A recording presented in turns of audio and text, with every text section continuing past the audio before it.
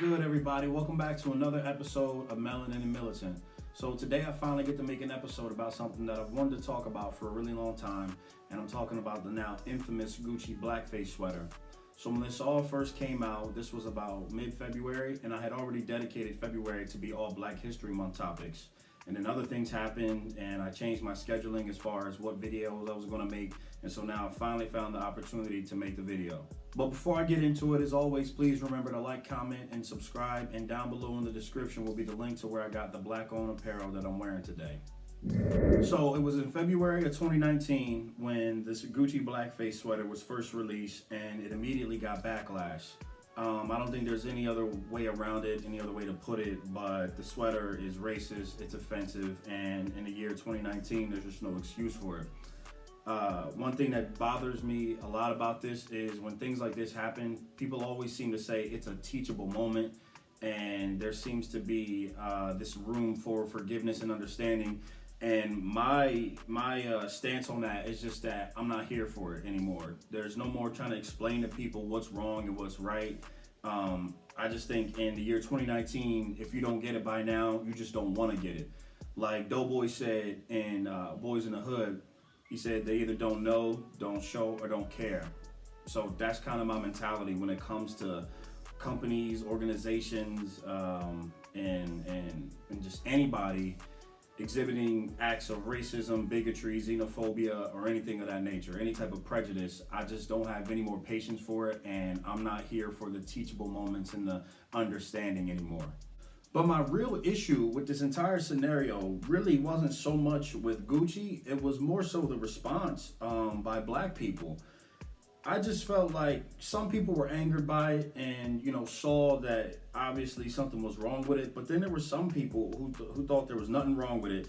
And I don't understand why we allow such disrespect by these companies, organizations, fashion houses, whoever. And then we still fill these people's pockets with billions and trillions of dollars. But then we're so clueless as to why we don't advance in society.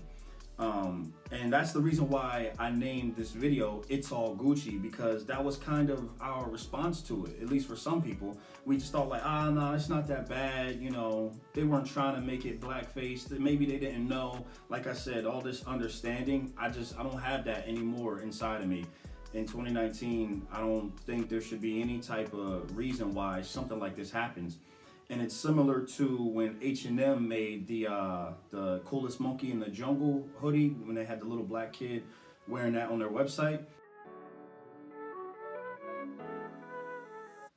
I just don't think that there's any way that, that can be a mistake. How do you not understand, the historical context when it relates to comparing Black people to monkeys, and how do you not understand the historical context when it comes to blackface? There's just no way that nobody or that anybody doesn't understand that in this day and age. One good thing about doing this video so many months after this has all happened is it's given me the ability to look back and see that Gucci's sales aren't really affected by this. It lets me know that we are still coming out in droves and spending billions of dollars and putting billions of dollars into the pockets of the descendants of our historical oppressors, and still allowing this disrespect.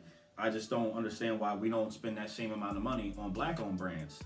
So the reason I think that is because some Black people in America can see themselves as worthless. A lot of us are, or a lot of us do. So we want to surround ourselves with the symbols of worth. That's why we kill over Air Jordans. That's why we love the Mercedes-Benz. And that's why we love Gucci, Prada, Louis V, Balenciaga, and we drape ourselves head to toe in it. And even if you look at it in a more nuanced way, all races buy from these brands, but even the way Black people wear these brands, we have to wear the Gucci with the big logo on the front or the logo scattered all over the shirt. That way when we walk into a room, we're seen and we feel like we have value, and we create this perception that we are worthy. But a part of me actually gets happy when things like this happen. I just think this kind of exposes them. I like my racism over up front in my face, so at least I know, and I can make a conscious decision about where I'm going to spend my money. So if I know, right off the bat what I'm getting myself into with any one of these companies, at least I know, and then I can make a choice of whether or not I'm going to spend my money with them. But I'd be even much happier if all black people as a whole just decided that we would just reallocate all of our capital into black owned brands. And not just the street brand apparel that I wear, I'm simple jeans and t-shirt type of dude. But you have your high-end black-owned brands as well. You got Off-White by Virgil, April Walker's Walker Wear, and Faye Noel by Felicia Noel. So for the people who, fashion is their thing, there's black-owned brands that you could be spending your money with as well as opposed to these European brands. And I'm no fashion expert. Like I just said, I'm a simple jeans and t-shirt type of dude. Ask anybody that knows me and they'll tell you that's a fact. But just above all else, isn't the Gucci sweater just ugly? I mean, good Lord, $850 for that? Maybe I just don't get it, but that sweater isn't even aesthetically appeasing to me. Another issue I had with this entire scenario was guys like Floyd Mayweather and Kodak Black just completely dismissing the entire scenario, especially when guys like that have such a big platform and they have an influence when they say things, because when they speak, people listen. So Kodak saying that he thinks black people are reaching, and Floyd saying that he's going to do what he wants because he doesn't want to be a follower. It's not about being a follower. I think this is about black people no longer tolerating it. Like I've already said, I personally have no more time for it. I don't have any more understanding for exhibits of racism and bigotry, etc. So to me, you can have an opinion about it. If you disagree with the boycott or whatever that T.I. proposed, that's fine. But I think you can give your opinion without undermining the entire situation and being so lackadaisical about it, like it's not that big of a deal. So to me, Floyd specifically, his response, I felt like it was geared toward making white people laugh. I felt like it was calculated in a way that he knew it would appease white people. As far as the boycott, that T.I. proposed, a 3-month boycott of Gucci, I understand it. It would show the importance of the black dollar in the economy. It would show how much we put into these brands, and it would show our value when it pertains to their bottom line. But my idea, like I already said, is just to replace these brands altogether. Now, I do think that a part of Floyd's response was due to this, personal lingering beef that there's been between Floyd and T.I. over the years. But nonetheless, I think he could have gave his answer without kind of disrespecting and undermining the entire movement that T.I. was trying to start.